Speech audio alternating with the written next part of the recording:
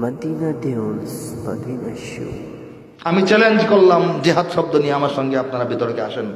আমি চ্যালেঞ্জ করলাম আমাকে বাংলাদেশের যে কোনো চ্যানেলের টক শোতে নিয়ে বসান, আপনাদের পছন্দ মতো 100 জনকে আইনা বসান। আমি চ্যালেঞ্জ করলাম একা একা একা।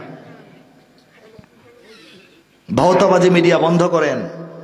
দুর্বল দেখে, অসুস্থ দেখে, কথা বলতে পারে না, ভদ্রলোক, বেশি জানে না, এরকম মানুষ নেই আমাদের দিক থেকে।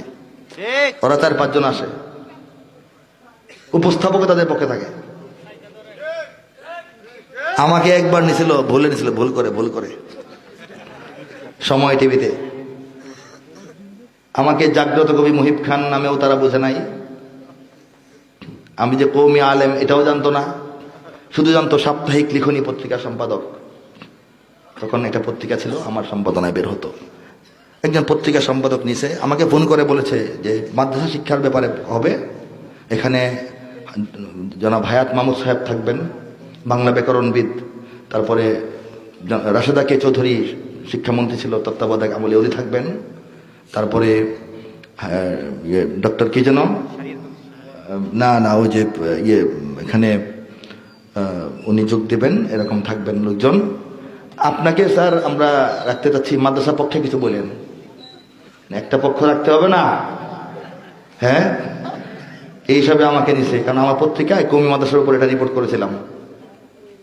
তারা ভাবছে যে কওমি মাদ্রাসা সম্পর্কে লোকটা কিছু হয়তো জানাশোনা আছে, একটা লোক তো লাগবে, একটা লোক ছাড়া তো খেলা হবে না। আমাকে এইভাবে তারা দাওয়াত করছিল, আমি তো গিয়ে হাজির হয়েছি। হাজির হওয়ার পর যখন চাটা খাই, ক্যামেরা চালু হয় না এখনো, ক্যামেরা চালু হবে, চা খাচ্ছি সবাই বসে টেবিলে, তখনও খুব সুন্দর আলোচনা যে আসলে মাদ্রাসাগুলো তো অনেক আমাদের সন্তানরাই পড়ে, এগুলিকে আরো আধুনিক করা দরকার, সমৃদ্ধ করা দরকার, এই পর্যায়ের আলাপ। আমি বলেছি হ্যাঁ ঠিক আছে, কারণ মাদ্রাসাগুলি তো কিছু সমস্যা থাকতেই পারে, মাদ্রাসাগুলির কিছু সীমাবদ্ধতা থাকতেই পারে। কিন্তু যখন ক্যামেরা চালু হলো, বলতে বলা হলো, আমি অবাক হয়ে গেলাম। ভিতরে বাহিরে ওরা মাদ্রাসা বিরোধী, চরমভাবে মাদ্রাসাকে আঘাত করে, মাদ্রাসাকে বন্ধ করে দেওয়া যে দরকার, অযৌক্তিক মাদ্রাসা বাংলাদেশে থাকা দরকার, 2টা শিক্ষা ব্যবস্থা কেন থাকবে, মাদ্রাসা বন্ধ হয়ে যাক, এই কথা বলে বসলো। আমি মধ্যপন্থী ছিলাম, মাদ্রাসার বাইরে সবাইকে নিয়ে কথা বলবো, মাদ্রাসা শিক্ষার সুবিধা অসুবিধা সবই বলবো, 2টা দিকই বলবো। হ্যাঁ, মাদ্রাসার কি গুণাবলী এটাও বলবো, কি এখনো ঘাটতি আছে সেটাও বলবো। কিন্তু ওদের অ্যাটিটিউড দেখে সাথে সাথে আমি স্ট্রং হয়ে গেলাম যে মাদ্রাসার পক্ষে একদম গভীরভাবে বলবো, এর বিরুদ্ধে কোনো কথাই বলবো না। ওরা যেমন অযৌক্তিকভাবে বলেছে, আমি যুক্তি দিয়ে বলেছি। আমি এক কথাই বলে দিচ্ছি যে হ্যাঁ তা তো ঠিকই, 2টা শিক্ষা ব্যবস্থা একটা দেশে, এটা কেমন দেখা যায়, স্কুল কলেজ বন্ধ করে দেন। আমি কিন্তু এটা বলতে যাই নাই, এটা বলার মতো অবিবেচক লোক আমি না, স্কুল কলেজে বন্ধুরা রাগ করো না, কিন্তু ওখানে এরকম খেলাটা হয়। আমি পাল্টা চাপ দিয়ে ধরলাম, কারণ আমরা স্বাধীন ছিলাম 200 বছরের ইংরেজের গোলামির আগ পর্যন্ত। তখন পর্যন্ত এই পুরা ভারতবর্ষ, বাংলাদেশ সহ জাতীয় শিক্ষা ব্যবস্থায় ছিল মাদ্রাসা মক্তব। গোলামি যখন নিলাম, 200 বছর ইংরেজ আসলো, ইংরেজ চলে গেল, পরাধীন হওয়ার পর যখন আমরা আবার স্বাধীন হলাম, সেই আগের ব্যবস্থা আবার কায়েম হওয়ার কথা, ওদেরটা কেন থাকলো, ওইটা বাদ দেন। স্বাধীনতার সপক্ষে শক্তি মাদ্রাসা, স্বাধীন যখন ছিলাম মাদ্রাসা ছিল, পরাধীন হওয়ার পর স্কুল কলেজের জন্ম, যেহেতু শত্রুকে তাড়ায় দিছি, তাদের সিস্টেমও তাড়ায় দেন। কথা ঠিক কিনা? দেওবন্দের ইতিহাস তুলে ধরলাম, আর বললাম জাতীয় সমস্যা, মাদ্রাসা কামড়াইছে নাকি আপনাদেরকে, কি সমস্যা বলেন?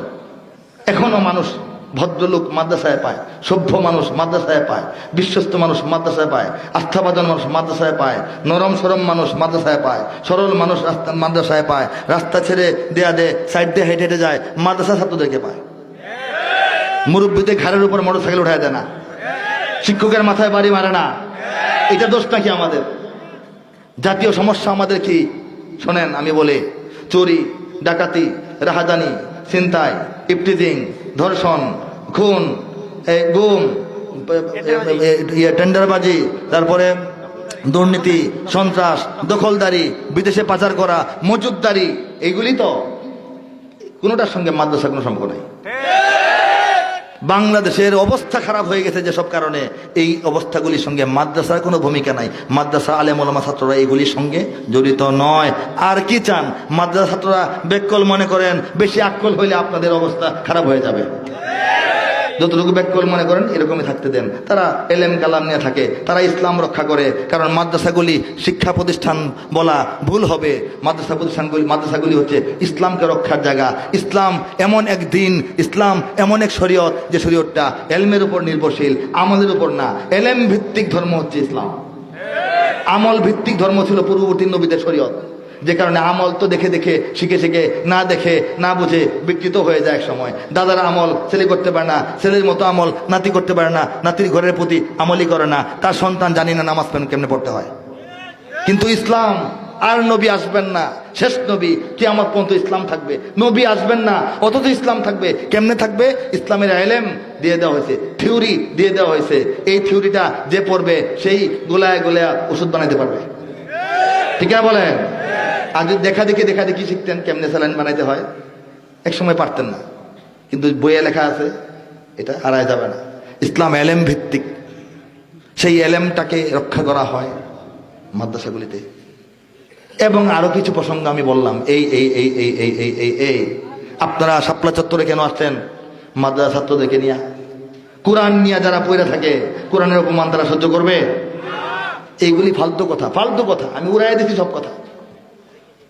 লাজবাব হয়ে থতমত হয়ে গেছে, কি বলবে, চুপ করে বয়ে থাকে, একজন চায় থাকে। আর খালি মানে কোন সময় শেষ হবে।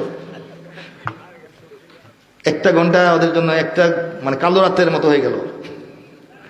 কি বলবে বুঝতেছে না, কি জবাব দিবে তাও বুঝতেছে না। আমাকে নেন, টকশোতে নেন, আমাকে সমস্ত টিভির টকশোতে নেন। কি প্রবলেম, কি অভিযোগ আমাদের বিরুদ্ধে আপনারা তুলতে চান, আমি এর সমাধান করব। আমি প্রশ্ন দেব প্রথম, আপনার উত্তর দিতে দিতে 1 ঘন্টা যাবে, আমাকে জিজ্ঞেস করার সময় পাবেন না। আপনারা এত পাপী, এত জ্ঞান পাপী, এত জুচ্চোর, জাতিকে বিভ্রান্ত করছেন বছরের পর বছর যাবৎ। ভালো কেউ আপনাদেরকে ঘাড়ে ধরে না, এই জন্য আপনারা বেঁচে আছেন। ঠিক কিনা ধরে বলেন? কিছু কিছু মাহফিলে বলা হয়, মাহফিল গোপন রাখা হয়। এখন ইউটিউবের কল্যাণে কিছু মাহফিল মানুষ জানে হইতেছে। ঠিক কিনা ধরে বলেন? লম্বা আলোচনায় একদিন যাব, অনেক কথা বলার আছে, অনেক কিছু বোঝার আছে।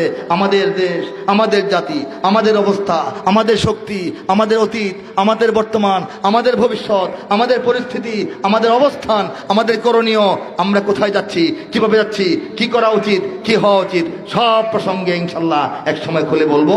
আরো বড় কোনো মাহফিলে, আরো অন্য কোনো মাহফিলে ইনশাআল্লাহ আজিজ। সর্বশেষ সঙ্গীত কি হতে পারে বলেন? 2 লাইন শোনায় দিয়ে আমি শেষ করি। আবার যুদ্ধ হবে। যদি আমার দেশের সীমানা বন্ধু মুছে দিতে কেউ চায়, যদি আমার মাটির ধন সম্পদ লুটে নিতে কেউ চায়, যদি আমার সাগরে আমার পাহাড়ে ফেরায় লোভের চোখ, আমি প্রতিবাদে জ্বলে উঠবই, তবে যা হবার তাই হোক। এই শান্ত সবুজ পতাকায় যদি পরে শকুনের থাবা, এই সুপ্ত বারুদ জাতি নিয়ে ফের খেলে যদি কেউ দাবা, কোটি মানুষের প্রাণের কুটিরে আগ্রাসনের হাত যদি কেউ বাড়ায়, তবে আবার যুদ্ধ হবে। জোরে হাত তুলে আবার যুদ্ধ হবে, আবার যুদ্ধ হবে, আবার যুদ্ধ হবে, আবার যুদ্ধ হবে, আবার যুদ্ধ হবে, আবার যুদ্ধ হবে। মোরা পৃথিবীর কোন পরাশক্তির মানি না খবরদারি, কোন শৃঙ্খল, কোন অবরোধ, কোন হুমকি বা হুঁশিয়ারি। এই পৃথিবীর বুকে বন্ধু সবাই, প্রভু নয় কেউ কারো। দখল, শোষণ, উৎপীড়নের সব পায়ে তারা ছাড়ো। মোদের ইতিহাস আছে, সম্মান আছে, না থাক বস্ত্র অন্ন। এই দেশের জন্য লড়েছি আমরা, মরেছি ভাষার জন্য। যদি জল স্থল কিংবা অন্তরিক্ষে কেউ আমাদের বাধার শিকল পড়ায়, তবে আবার যুদ্ধ হবে, আবার যুদ্ধ হবে, আবার যুদ্ধ হবে, আবার যুদ্ধ হবে, আবার যুদ্ধ হবে, আবার যুদ্ধ হবে, আবার যুদ্ধ হবে, আবার যুদ্ধ হবে। আকবার দুনিয়ার মুসলিম, দুনিয়ার মুসলিম, এক হও, এক হও দুনিয়ার মুসলিম। তোলো তোলো তাকবীর, আল্লাহু আকবার। দুনিয়ার মুসলিম, দুনিয়ার মুসলিম, এক হও, এক হও, হাতে হাত রাখো হাত সকলে। দুনিয়ার মুসলিম, এক হও, এক হও, হাতে হাত রাখো হাত সকলে। ঘুম ভেঙে জেগে উঠো, চোখ মেলেছে, দেখো দুনিয়াটা জালিমের দখলে। ঘুম ভেঙে জেগে উঠো, চোখ মেলেছে, দেখো দুনিয়াটা জালিমের দখলে। হে দুনিয়ার মুসলিম। সবাই বলছেন না কেন? হাতটা তুলে বলেন, হাতটা তুলে বলেন। যদি অন্তর থেকে বলতে ইচ্ছে হয় তাহলে বলেন, আমার কথায় তুল বলবেন না। দুনিয়ার মুসলিম, দুনিয়ার মুসলিম, নারায়ে তাকবীর। দুনিয়ার মুসলিম, দুনিয়ার মুসলিম এক হও দুনিয়ার মুসলিম।